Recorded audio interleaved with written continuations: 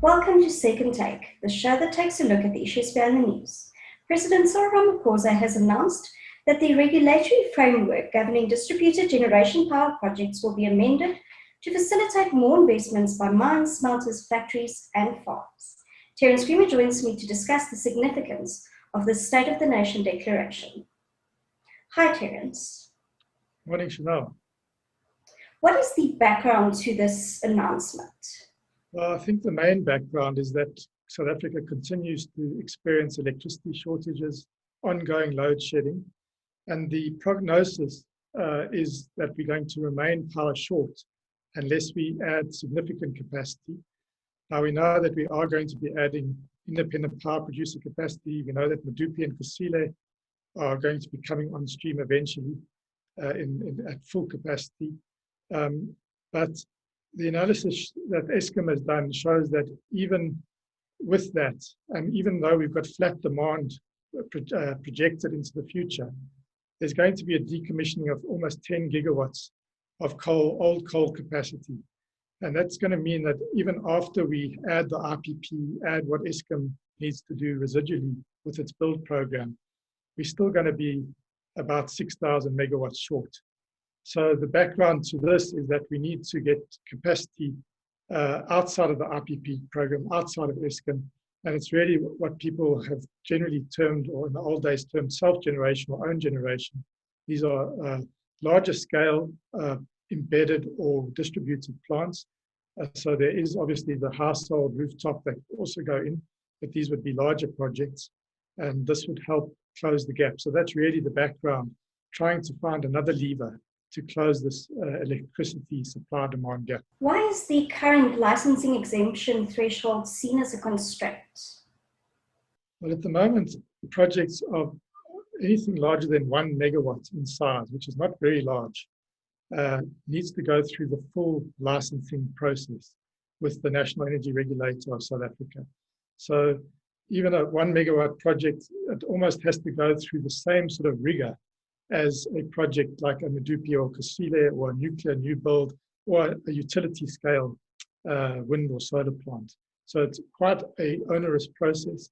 And on top of that, these projects done by miners or smelters or factories or farms, they're generally they're going to want access to the municipal or the Eskom grid. So there's a whole process to go through with Eskom or the municipality to get a wheeling arrangement and a wheeling charge from them. And that's been quite a cumbersome thing. But really the license threshold at 1 megawatt is seen as being a major constraint. And the survey was done by Meridian Economics, supported by EE Business Intelligence earlier this year. And it was found that if the threshold were to be raised to say 50 megawatts, there would be much more appetite, there would be much more speed in investment. And there could be up to 5,000 megawatts of this distributed generation capacity added over the coming 5 years. So that's significant. It would help close that residual 6,000 megawatt gap that would remain, that Eskom believes would remain even after the build programs and the RPP utility scale programs. So it could be a significant help. The other big advantage of this is that there would be no real need for government guarantees for these projects, because the off-taker would be a mine like a Sibanye-Stillwater, Goldfields, or an Anglo-American or farmer or a smelter, and they would take the counterparty risk, and that wouldn't have to be guaranteed by the National Treasury, as is the case with the large utility-scale RPP projects. So this is good because it's not only off government balance sheet, it's off Eskom balance sheet, which is also distressed and stressed, but it also doesn't need those to add to the guarantees burden that the National Treasury has and will probably have to sustain for the utility scale projects. So it ticks many boxes, and that's why I think the President has moved ahead, despite some resistance, I think, still within government and within the department. He's moved ahead to make this announcement. Will this bring an end to South Africa's electricity shortages and load shedding? No, I think it's just one of the arrows in our quiver. We need Eskom's coal plant that's going to be remaining post 2030 to be returned to a level of service where it's reliable. And we see there's a massive maintenance effort underway at Eskom. That does make the system quite vulnerable at the moment. That's why we're having quite a lot of load shedding. But we must get those plants that are not too expensive and too old to run, and those that can remain somewhat environmentally compliant, which is a major problem for some of these Eskom units. We must get them to a reliability level where we have an energy availability factor that's far better than the current sort of level that it is now. It's deteriorated badly over this last few years. So that's the one lever that we need for, one arrow that we could shoot.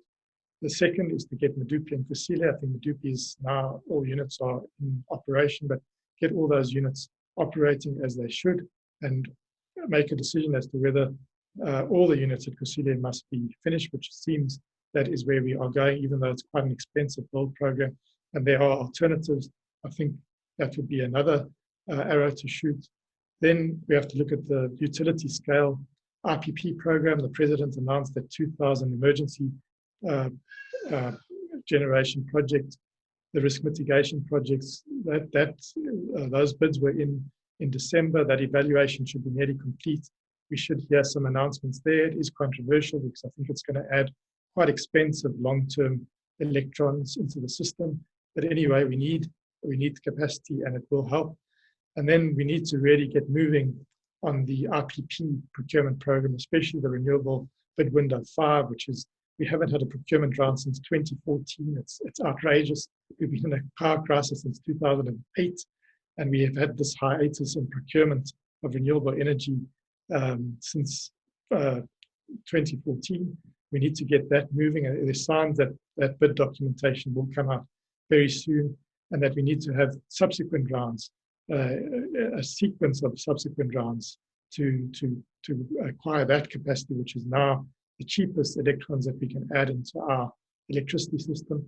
And then, as the president said, there's the other RPP programs, the gas to power program, the battery storage, which is really going to be very Eskom heavy because there's a World Bank funded battery storage project. And then there's the other residual coal project in the RPP. But that also is another 1,000 megawatts that probably will have to be closed elsewhere, but because there's major resistance and objection to adding new coal into a system that's already very coal heavy.